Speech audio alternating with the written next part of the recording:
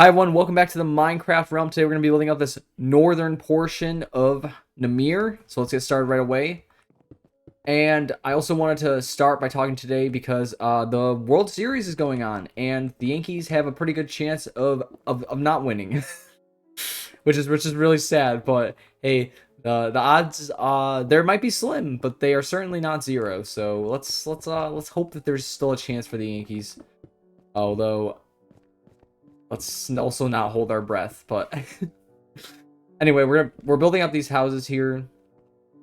Because the goal here is to get these two villages connected together so that we don't have to, like wander between them without, with mobs spawning all like that. And we're gonna have to come back to this village plenty of times because there's a nasty looking chunk error over there. So we're gonna have to fix that. But okay, so here's the first house, for the most part done. And I also did want to say, next time we will be definitely working on that desert village because that's the next project. This village should be for the most part connected. I hope by the time we're done, and I will spend time lighting it up in the off time because I think that's not super interesting. I did get a lot of coal and off screen so that we could do that kind of stuff. I've had a lava farm going for a while so that we don't actually have to use coal for our smelting thingies. So smelting ore and stuff. So we should have plenty of coal for lighting up areas, and I'm kind of bad at that. Well, I mean, for the most part, most of these villages are pretty lit up, but there's a part of this that northern village that isn't super well lit, and it just scares me a little. But anyway, this house is done. If we just place a torch on the inside, it should be good. As usual, I'll do the interiors another time because I mean they're boring, and I mean it's just placing a couple beds basically. So this house over here, we're gonna do the same. And we're also going to place a couple farms. That's also what I wanted to mention. But, okay, I've been meaning to talk about this because I noticed that... okay, so Call of Duty Black Ops 6 came out, and I haven't played it. But I used to play Call of Duty a lot when I was younger. I guess like 10 years ago. I played a lot of Call of Duty Black Ops 1 and 2. I honestly seriously remember when I was younger waking up before school. So like this was like what so I'd probably wake up at like 5:40 or something like that. I'd wake up early enough so that I could play a little Call of Duty before I go to school. uh I later on while I was on the bus, I would play like Animal Crossing, or I'd play Pokemon too, but I don't know why I jumped down. But I guess so I wrote down over here. I used to drink like this wasn't before school, I would drink like Code Red Mountain Dew, and I would I would eat some. I love Cool Ranch Doritos. Those are my favorite. I don't. I think nacho cheese is okay, but I would always prefer Cool Ranch. But yeah, that was the vibe. Uh, I think for me personally, the best maps were like maybe not the best maps, but the most memorable ones were Training Grounds, I think is what it was called. That was on Black Ops 1, and then Nuketown 2025. And by the way, can you believe that 2025 is next year? That means Nuketown 2025 is I expect to see that town somewhere on Earth next year. Uh but hopefully not any nukes dropping. That would not be good. But uh I also can't believe there's 6 Black Ops games. I think that's a little crazy. No, I think that for the most part, I've never played Black Ops campaigns, or I haven't played the campaigns of any Call of Duty game I've played. I always played like Team Deathmatch. But I know for the most part that the campaigns are pretty good. So I'd imagine that for each of them it is. But anyway, let's go to this next house. This is gonna be a single story, just long way house. But I've always had pretty good story. I haven't played it, so I wouldn't know. But I mean, I don't know. I just don't know how much different you could do in 6 different iterations of Call of Duty. Okay, I guess a good point is I played like TF2, CS. I've played, I guess it's Counter-Strike 2 now, but CS:GO. I wasn't that super good at it. I used to play like that, and like, man, I love TF2. And you know, like, oh, Gary's Mod too. Like, what happened to games like that? I really miss that. I used to be a part of a gaming community. I might have mentioned this before. Prestige Gaming. We're at the 5 minute mark, a third of the way through. I used to be part of a gaming community called Prestige Gaming, and they eventually got merged with another gaming community. I think they were called Edge Gamers. I think they're still around, Edge Gamers. But you know, I used to be an event coordinator, so we like hosted events and stuff like that. But I loved hosting Man versus Machine for Halloween. Best event, even if like 4 people showed up. You know, it was worth it. It was worth it. But I feel like there's not really gaming communities like, okay, Edge Gamers still exists, but I really don't feel like there's gaming communities like that anymore. Like there's mainly the large scale ones like Mineplex, I guess. I mean, I don't really know. I don't usually play on multiplayer servers, so I wouldn't really know. But okay, I guess that brings up something else too. I've mentioned this so many times, but one of the reasons I also kind of don't play on multiplayer servers is that, you know, like, I like to build stuff, and I don't want to lose access to it. So like, okay, when I hosted TF2, I played with someone. I think I'm probably still friends with them on Steam, but there was a couple of other friends from that community that I played with, and we played a multiplayer Minecraft world. And it was a creative world, and you know, do with that what you will. I don't think at this point, after playing Minecraft for this long, I like creative that much. I like survival a lot more. But, you know, at the end of the day, I'm building stuff, so I mean, I guess it doesn't really matter. There, we were building like civilizations and cities. So I think a few people built. Okay, so we're gonna move on to this next. There's a couple of small houses. I didn't want to like. This is this is supposed to be like the frontier area. Um, so I don't want like too many villagers. You know, just a couple farms, a couple houses. But anyway, you know, we built like city areas. So there was one like big city that someone had established for a long time that had like a United Nations headquarters, and it had well, I guess it had maps of everything, I think, but it also had flags of every single. Did I place a roof on that other house? Okay, and this time I did bring a bed with me, so we won't have to worry about running all the way back to sleep. We should just be able to sleep right here. And okay, boop boop. And okay, so what I liked about that world, I built the Byzantine Empire. I built the Byzantine Empire, but okay, I'm cursed with a good memory, right? So I have like vague scatterings of what that world used to look like, and it bothers me that I don't have access to it because I can't complete the image of that world. It's just gone to me. Or I mean, there's a couple images of it, but it's mainly missing. I know I built like the Byzantine Empire mainly out of, oh, I think it was out of quartz. It was out of quartz. If you've played Sid Meier's Civilization, probably, then you would know that if you play as like the Byzantine Empire, if you play as I think Greece as well, when you reach the modern age, you get skyscrapers that are like kind of like white and have a little bit of an orange accent. So that's how I built my skyscrapers when I built the Byzantine Empire in Minecraft.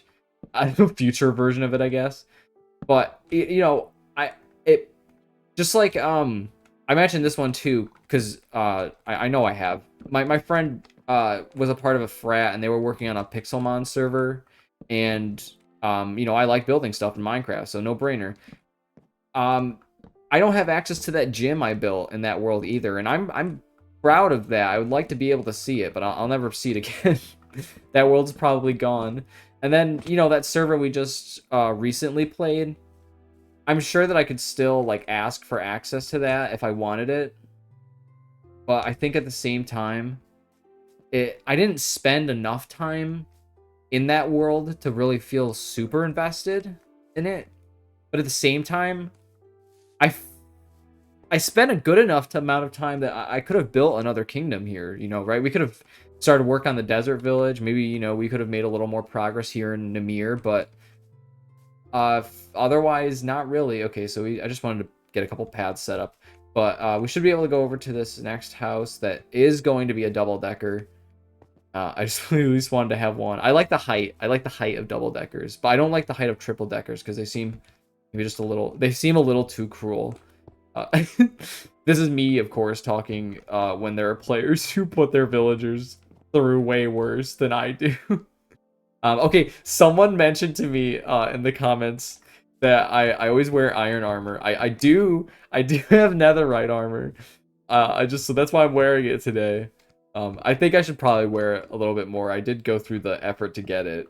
I just, you know, or they have hard they added hardcore I think now, or at least it's definitely on its way. So I hope that falling through the world in the Nether is no longer possible. Because that's the main reason why I didn't do that. We're at 10 minutes. That's the main reason why I wasn't super interested in wearing it all the time because I don't want to lose it. Um, but if that's not an issue anymore, then I mean I'm okay. It's mainly an issue when I'm over like an area of the Nether that I built like a giant floor over that's like 1 block deep. So if it loads the world, I don't know. It's so weird because sometimes Minecraft loads the world how it generated, like before I made any modifications to it, and then it loads the changes I've made. It's really weird. So that means sometimes I I just load into a bunch of netherrack because you know I dug out an area, but it's not netherrack anyway. Um, let's see what I like. Gotta like I wrote. I do take notes when I want to talk about something. Okay. So yeah, that I'm loosely attached to that world, but it's probably I could get access to it if I wanted to, but I don't think it's that worth it. But all of this to say, I really like games where like Minecraft, where every time I come back to the world, I'm seeing the collective accomplishments of the world, right? So like every time I come back, like to this village, to that village, it doesn't feel like I built that up, or like I know I built it, right? I know I built all these structures.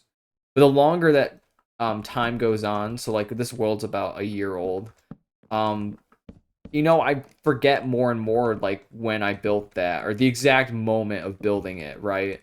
So that means when I come back, I'm just like, it feels like it's always been a part of the world. And that's, I'm just random laughs. That's why I guess what I wanted to say, because I got a good point that I just entered my head. I guess that's why I had a random laugh. Is to say that's why in your Minecraft world you should, I mean, absolutely just you should just keep a log of things to do and just keep investing in different parts of your world. Don't stay around in one area. You're just never gonna have fun. And I peruse the Minecraft subreddit. I peruse a lot of. I like seeing other people's Minecraft worlds. So this is me saying please keep sharing your worlds because, like I'm sharing mine. I want feedback. I want people to tell me, hey, I think it'd be cool if you did this, or it would be cool if you did this. I just said the same thing twice. Or, I would change this, or you definitely shouldn't do this. Um, that's the kind of stuff I want to see when I'm playing Minecraft, or, I want, that's why I really want IBX Toy Cat to review my realm so he can just tell me how terrible it is. But, no, I don't think it's that bad. Uh, but yeah, okay, like, same with, like, okay, it becomes background noise, right? Everything I built like just becomes like I just admire it. I'm just like, wow, that's kind of cool. And I'm like, oh yeah, I built that. Right, I forgot. But okay, let's place the center torches. 1, 2, 3, 4. I always got to do a count. Or well, I mean, I don't always. Last time we were pretty good about it. Okay, so that's pretty much all these done. But like I said, I wanted to plop down a farm, even though I'm like pretty much out of time. And I think I can fit one here. And I did not bring any dirt with me. How nice. Thanks, past me. We can definitely fit a farm here. Again, these are gonna be like pumpkin, melon farms. So if I can fit in, we got 30 seconds. So 2, 1, 1, 2, 1. And I also wanted to finish up by saying, like, games like Mabinogi 2. Like, when I play that game, I'm coming back to a character I've invested in for 10 years, honestly. That character is really old. So, feels good to come back. I want to come back. And that's why I guess I've kind of grown out of games like Call of Duty. Not to throw shade to if you play games like that, because I mean, I'd always probably be down for a game of like Counter Strike, even though I suck. Or Team Fortress 2. But I don't want what people have been trying to get me into. Or I don't want to say like some people, but I don't want to play Overwatch 2. Uh, well, anyway, let's see what else I got. Okay, yeah. That's everything I had. I think we built up everything we wanted to. Like I said, I'll finish. Oh, no. Wait. We got one more house. We got one more house. I know we're over on time, but time limits time limits don't mean anything to me. So let's just finish up this one last house.